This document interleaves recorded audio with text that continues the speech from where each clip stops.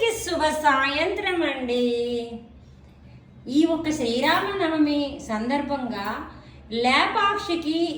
లేపాక్షి అని పేరు ఎందుకు వచ్చింది, ఆ జటాయు పక్షి తాలూకా ప్రాముఖ్యత అంటే ఆ పక్షి తాలూకా విషయం ఏమిటి అని ఈరోజు మనం తెలుసుకుందాం.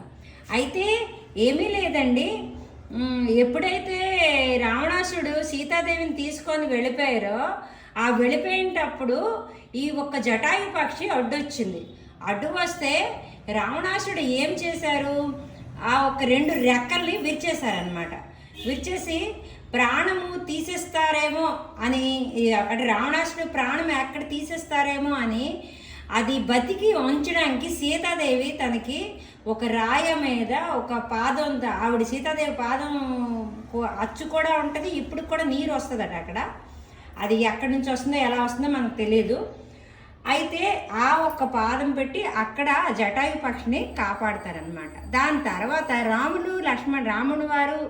లక్ష్మణు వారు ఎదురు సీతాదేవికి ఎత్తుక్కుంటూ వస్తుంటే అక్కడ ఆ పక్షి అంటే జటాయు పక్షి అంటే పడిపోయి ఉందన్నమాట. ఇది లేకుండా పడిపోతే లే పక్షి అని అన్నారు.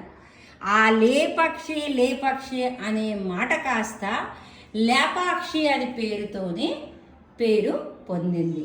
ఇది ఈరోజు శ్రీరామనవమి సందర్భంగా లేపాక్షి అనే ఎందుకు ఆ పేరు వచ్చింది అనేది చెప్పాను. అక్కడ ఉన్న నంది విగ్రహం ప్రపంచంలోనే చాలా పెద్ద నంది విగ్రహం అట. నేనైతే చూశాను. అప్పటికి మొబైల్స్ కెమెరాస్లో ఎక్కడ ఉంటుందేమో కానీ పిక్స్ ఉంటాయి, అంత డెవలప్ కాదు. కాకపోతే ఇప్పుడు పనికొచ్చిందేమో నాకు. చాలా పెద్ద నంది, ప్రపంచంలోనే పెద్ద నంది విగ్రహం.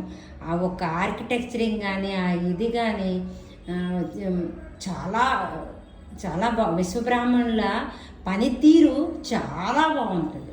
అంటే సరాబుల తాలూకా పని నైపుణ్యం. ఇంతటితో సెలవు తీసుకుంటానండి. మన లేపాక్షి అని ఎందుకు పేరు వచ్చిందో అది ఈరోజు. అందరికీ శుభ సాయంత్రం.